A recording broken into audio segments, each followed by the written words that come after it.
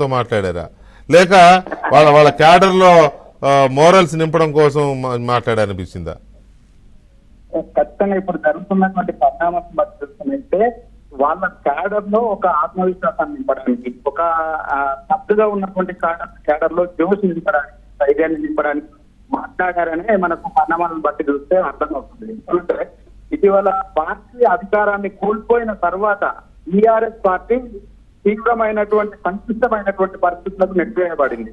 వరుసపెట్టి పార్టీకి సంబంధించినటువంటి నాయకులు ఒకరి వెంట వెనుక ఒకరు పార్టీని విడి కొంతమంది బీజేపీలోకి, మరికొంతమంది కాంగ్రెస్ లోకి వెళ్తున్నారు. విచిత్రం ఏంటంటే ఇప్పుడు జరుగుతున్నటువంటి లోక్సభ ఎన్నికలకు సంబంధించి అభ్యర్థుల్ని అనౌన్స్ చేసిన తర్వాత ఆ అభ్యర్థులు కూడా పార్టీని వదిలిపెట్టి వెళ్తా ఉన్నారు.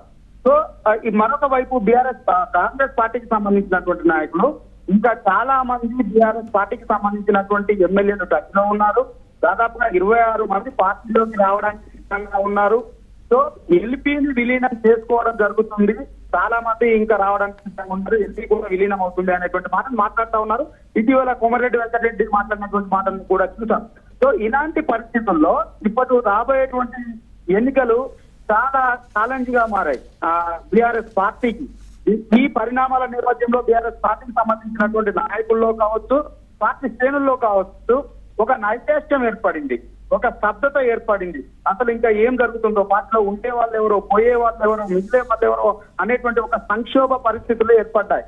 సో వీటన్నింటినీ దాటుకొని రేపు రాబోయేటువంటి లోక్సభ ఎన్నికల్లో గౌరవప్రదమైనటువంటి స్థానాలను దక్కించుకోవాలంటే మొదటగా పార్టీలో ఉన్నటువంటి కేడర్ ని రియాక్టివేట్ చేయాల్సినటువంటి అవసరం బీఆర్ఎస్ పార్టీ అధినేతకు ఏర్పడింది.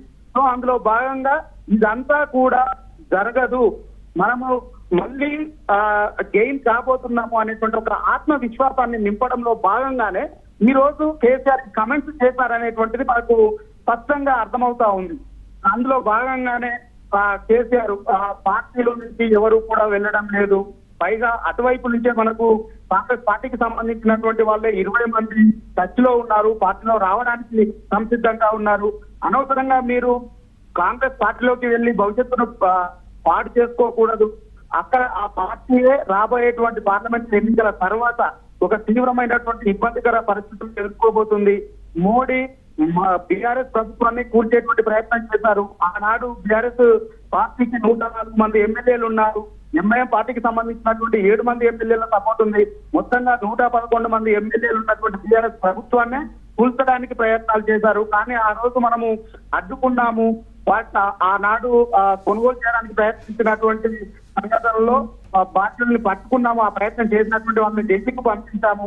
కానీ ఇప్పుడు కేవలం కాంగ్రెస్ పార్టీకి 64 మంది ఎమ్మెల్యేలు మాత్రమే ఉన్నారు.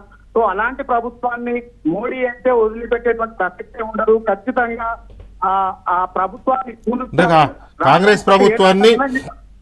కాంగ్రెస్ ప్రభుత్వాన్ని బీజేపీ కూలుస్తుంది అనేది ఒకటి అన్నారు, మీరు అన్నది అది.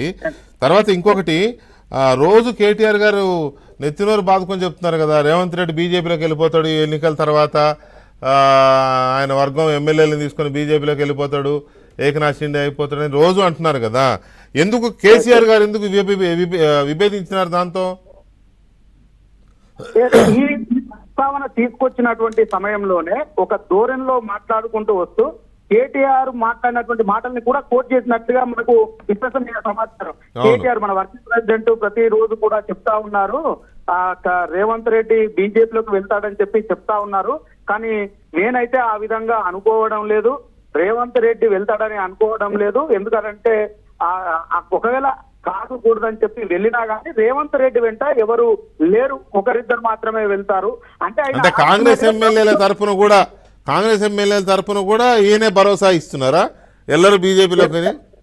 అంటే ఈయన ఉద్దేశం ఏంటి అంటే, ముఖ్యమంత్రి మాట్లాడినటువంటి మాటల్లో మనకు ఒకటి స్పష్టంగా అర్థమయ్యేటువంటిది ఏంటిదంటే, కాంగ్రెస్ ప్రభుత్వము ఉండదు, at the same time BJP లాగేసుకున్నా గానీ బీజేపీ ప్రభుత్వము ఏర్పడదు, ఎటు చేసి తర్వాత అనేటువంటిది ఆయన ఉద్దేశంగా మనకు స్పష్టంగా కనిపిస్తుంది.